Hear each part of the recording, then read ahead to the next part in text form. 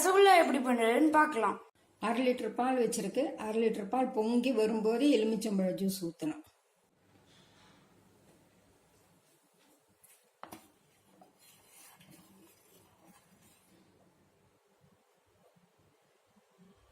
பொங்குறதா?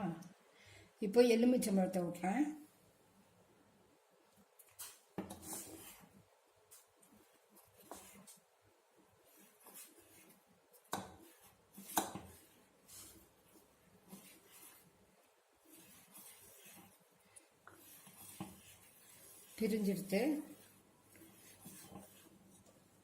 பிரிஞ்செடுத்து இப்போ இதை வடிகட்டணும்.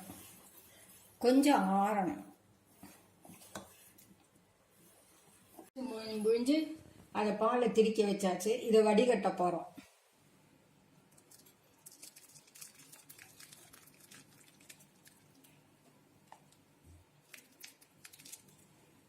வடிகட்டியாச்சு. இப்போ இதை அலம்பணும். தண்ணி ஊற்றி பச்சை தண்ணி ஊற்றி நல்லா எல்லாத்தையும் அந்த எலுமிச்சம் இதோட இருக்கும், அதெல்லாம் அலம்பி எடுத்துடணும்.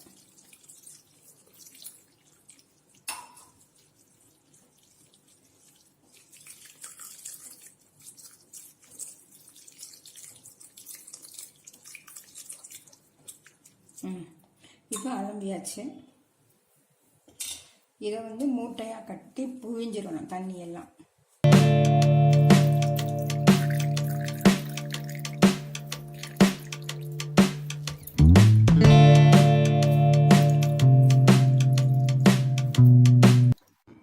வடிகட்டியாச்சு. இது வந்துடுத்து.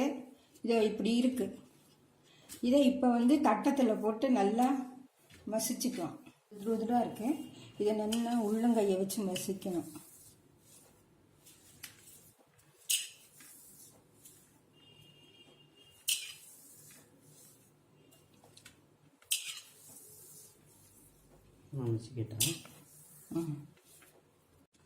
இப்போ கொஞ்சமாக எடுத்து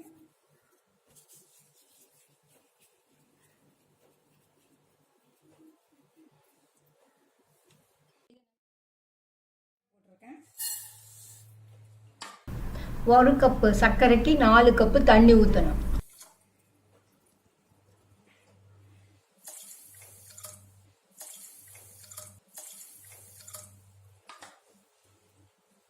இதை ஒன்றா போடணும்.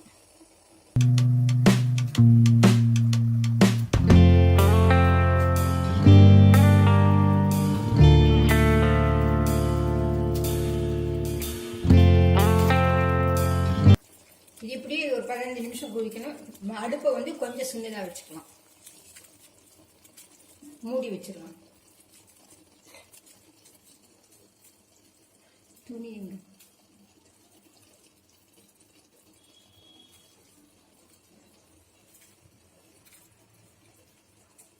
மூடி வச்சிடலாம். இப்போ 10 நிமிஷம் கழிச்சு திறந்துருக்கோம். இதில் வந்து நம்ம ஏலக்காய் பொடி போடுறோம். அப்படியே ஒரு 5 நிமிஷம் கொதிக்க வச்சோம்னா நல்லாயிருக்கும். 5 நிமிஷம் இருக்கணும், அதுக்குள்ளேயே கொதிக்கணும். சக்கரை தண்ணி வந்து 15 நிமிஷம் வெந்தெடுத்து உருண்டை சின்னதாக போடுறோம். இதை போல் டபுள் பங்கு ஆகிடுது. நம்ம போட்ட உருண்டை டபுள் பங்கு உருண்டையாக ஆகிடுது. அடுப்பை நிறுத்திட்டு ஆற வச்சு 2 மணி நேரம் கழிச்சு சாப்பிடணும். அப்போ தான் அந்த இதில் வந்து ஜீரா உள்ள ஊறி இருக்கும். இப்போ நம்ம வந்து ரசகுல்லா எப்படி இருக்குன்னு டேஸ்ட் பார்த்துடலாம்.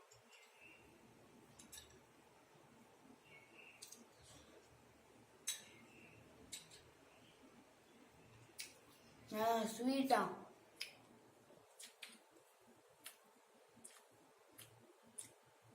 சாஃப்டா, ஸ்வீட் அளவா, அந்த ஏலக்காய் ஃப்ளேவர் சூப்பரா இருக்கு. நீங்க கண்டிப்பா வீடியோ ட்ரை பண்ணி பார்த்துட்டு எப்படி கீழே கமெண்ட்ல சொல்லுங்க. நம்மளுக்கு ரசகுல்லா ரெடி.